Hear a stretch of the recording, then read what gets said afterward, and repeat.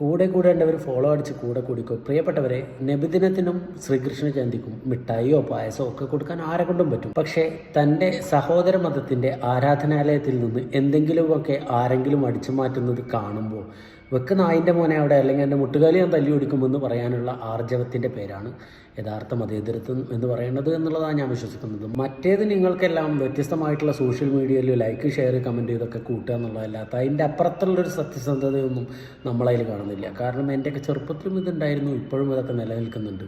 അന്ന് അതുണ്ടായിരുന്നത് അതിലൊരു ജെനുവിനിറ്റിയും കാര്യമൊക്കെ ഉണ്ടായിരുന്നു. ഇന്ന് പക്ഷേ ലൈക്കും കമൻറ്റൊക്കെ തന്നെയാണ്. ഇന്ന് സർക്കാരിൻ്റെ കീഴിലുള്ള പല സ്ഥാപനങ്ങളുടെയും അടിയാധാരം എടുത്ത് പരിശോധിച്ചു കഴിഞ്ഞാൽ ഈ പറയുന്ന ദൈവങ്ങളുടെ അണ്ടർവെയർ പോലും അടിച്ചു മാറ്റിയിട്ടുള്ള ഭരണകൂടത്തിനെയും ഭരണകൂടമാക്കിയിട്ടുള്ള ആളുകളെയാണ് ഓരോ കാര്യങ്ങളിലും നമ്മൾ കാണുന്നത്. അത് വഖഫിൽ നിന്നാവട്ടെ, അതുപോലെ തന്നെ ദേവസ്വത്തിൽ നിന്നാവട്ടെ, അതുപോലെ തന്നെ ക്രിസ്തീയമായിട്ടുള്ള കാര്യങ്ങളിൽ നിന്നും അങ്ങനെയൊക്കെ തന്നെയാണ് നടന്നുകൊണ്ടിരിക്കുന്നത്.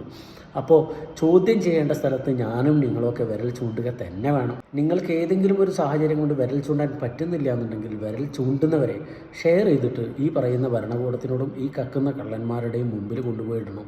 എന്നിട്ട് അവർക്ക് മനസ്സിലാകണം ഇവിടെ ചോദ്യം ചെയ്യാനും ആരെങ്കിലും ഒക്കെ ഉണ്ട് എന്നുള്ളത്. അതുകൊണ്ട് തന്നെ ഇഷ്ടപ്പെട്ടാൽ, നിങ്ങളുടെ യുക്തിക്ക് ശരിയെന്ന് തോന്നിക്കഴിഞ്ഞാൽ ലൈക്ക് ചെയ്യുക, ഷെയർ ചെയ്യുക, കമൻറ്റ് ചെയ്യുക, മറ്റുള്ളവരിലെത്തിക്കുക. താങ്ക്സ്. കൂടെ കൂടേണ്ടവർ ഫോളോ അടിച്ച് കൂടെ കൂടി.